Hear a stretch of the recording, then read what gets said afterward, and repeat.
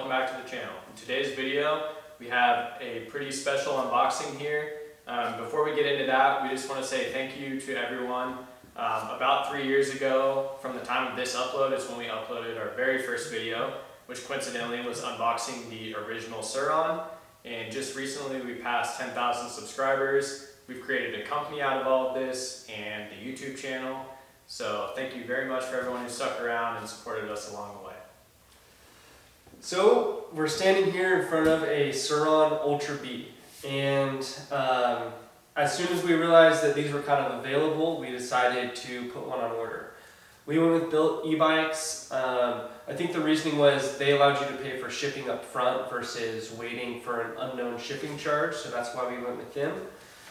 The breakdown on the cost to get this was a base price of $6,499. Shipping was a flat fee of $475, and we shipped to Oregon, which has no sales tax, so we paid no sales tax. And our total was $6,974. So right under that $7,000 threshold, and if you were shipping somewhere with sales tax, almost guaranteed that you're going to be over that $7,000 mark. If we compare that to the SurRon Light B, when we purchased it in 2020, before they had kind of blown up, we paid $3,600 for the SurRon Light B and $180 to ship it. And once again, no sales tax, for a total of $3,780. So this is over $3,000 more than the SurRon Light B compared to when we bought it. We placed our order on April 8th of this year, and we received it almost exactly 2 months later in June 8th. And without further ado, should we bust this thing open? Yeah.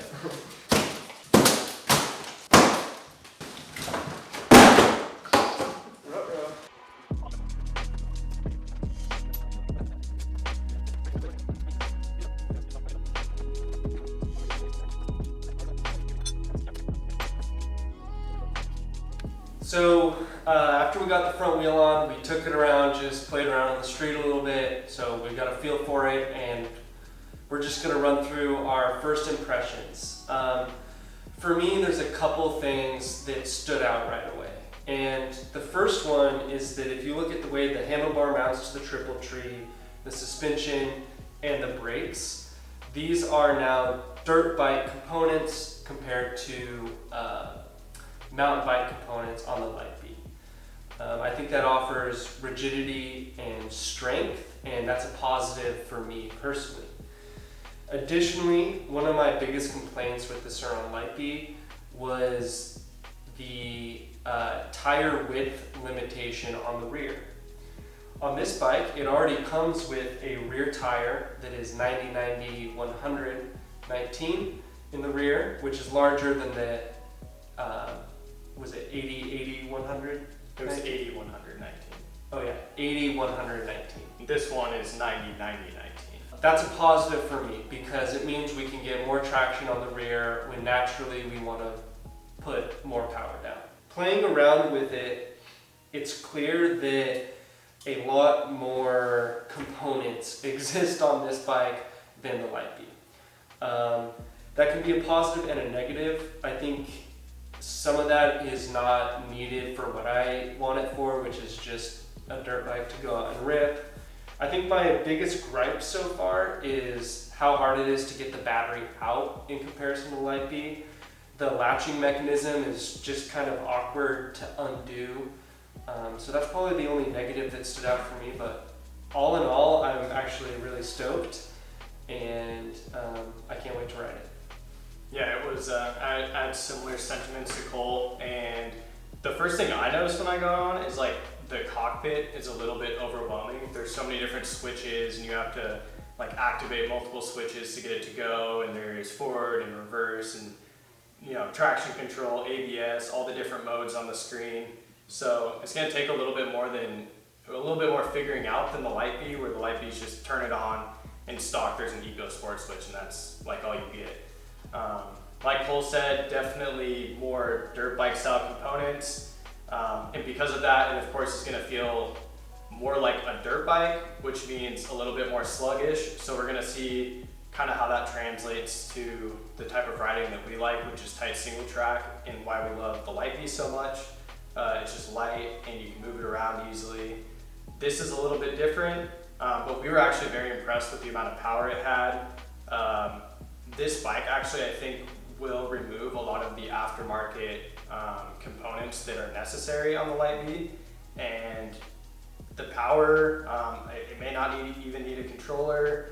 It may just be the situation where you want different tires and more range. So we don't want to speak too much before we go out and ride it, but before we do that, the last thing we have to do is tear off all these graphics, tear off all the reflectors, all the weight, additional weight stuff that doesn't need to be on here, and we'll see you out on the trail.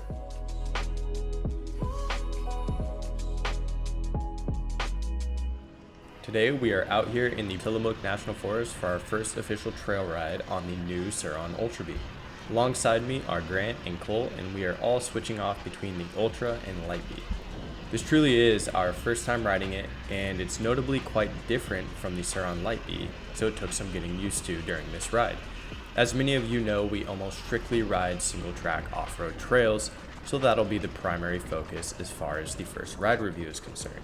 So we want to break this down into a handful of categories: the general feel of the bike, the suspension, brakes, geometry, power, range, and the wheel and tire setup. Starting with the general feel of the bike is obviously far more robust than the Light B. Everything is beefier and actual dirt bike components. Thus, this feeling makes sense.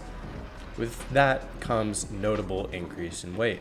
It's somewhere around 185 pounds seen in the form we are riding. At its stock weight, the SurRon Light B comes in a full 75 pounds lighter, and it's definitely noticeable. When you first get on a Light B, you can see the parallels between it and a mountain bike. With the Ultra B, there's basically none of that remaining. This isn't necessarily a bad thing, it's just a completely different experience. Now, if we compare it to the 135 pound modified Light Bs that you've seen us build over the last 3 years, it's a little bit closer in weight. That being said, the Light B is still noticeably more playful. The geometry is actually quite similar to the Light B as far as angles and suspension design is concerned. Everything is just bigger. It's actually quite a strange sensation, at least for me, riding the Ultra B with 19-inch wheels in the front and rear. Everything about the bike is bigger, but they kept the same small 19-inch wheels on the much bigger frame. It's hard to explain exactly what this does, but the best analogy I can draw would be it feels like you're sitting on top of the bike rather than having that in the saddle feeling. It's similar to when a full-grown adult rides a pit bike. You just feel like everything is below you. In comparison to the 1821 wheel setup we run on our Light Bs, it's a bit of a strange feeling. I'd compare the Ultra to a 125 gas bike as far as the frame size is concerned, and those come standard with the 1921 setup. In my opinion, this is the setup that should have came on this bike. We will get into the obvious reasons as to why it doesn't come with that. The smaller front wheel leaves the front end of the bike feeling quite unpredictable, and you feel the bike plowing into corners a bit and darting around over rough sections of the trail. It just doesn't feel super planted in the front. On the complete opposite side of the spectrum, the rear was actually pleasantly behaved despite the smaller tire. It felt fairly planted, and we weren't struggling to put the power down too bad. This is likely a benefit of the higher weight. Speaking of power, we were running 12 kilowatts on all the bikes, which is the max power on the Ultra B in its stock form. This is an incredible amount of power to come in a package like this, and it doesn't immediately make me feel like I need to change out the controller just to do the kind of riding I like. Now that may change, of course, as we add a bigger battery, heavier tires, and bigger wheels, or if you're a bigger rider. Of course, the entire reason that the Ultra comes with these smaller wheels and tires is quite simple. It reduces the total weight, more specifically the sprung weight, and that gives the bike a bit more playful feel. You also lose less power to the ground, and it reduces the cost. And then, of course, most importantly for marketing, it improves the range of the bike. Speaking of range, it seems to be marginally better than a fully stock Light B, and that's in sport mode. So if you were running an eco mode, you could get a decent amount of range out of it. The stock Ultra B battery is a whopping 4,000 watt hours, which is more than double the stock batteries that came with our Light B. This of course is quite noticeable in the weight of the battery, but it is completely necessary to maintain decent range when you've increased the weight of the bike and the power significantly. When we compare directly to our modified SurRons running 12 kilowatts and 3,400 watt hour batteries, it gets slightly worse range. For every 10% we'd go on the Ultra B, we'd burn through around 8% on the modified Light Bs. This would also obviously get a bit worse once we add some bigger wheels and tires. Moving on to suspension, it follows the new ethos of the bike design. It's bigger and it's better than its predecessor. It comes with fully adjustable compression and rebound damping, both front and rear, and appears to be sprung for someone around a rider weight of 160 pounds.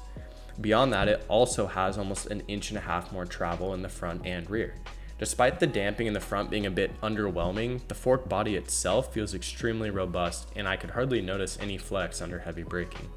I didn't have a single complaint on the rear suspension after getting it dialed in for my weight and riding style. Of course it could be better, but for the price it's quite good. So we saved the best for last, braking. I was pleasantly surprised the first time I looked at the rotors and calipers on the new Ultra, especially after coming from the laughable brakes on the stock Light B. They were proper motorcycle brakes and they work incredibly well. I had no problem locking up either brake and was impressed with the fidelity and control I was able to achieve. I'll be curious to see how they stack up against bigger wheels and tires and maybe even more power, but for now they're great.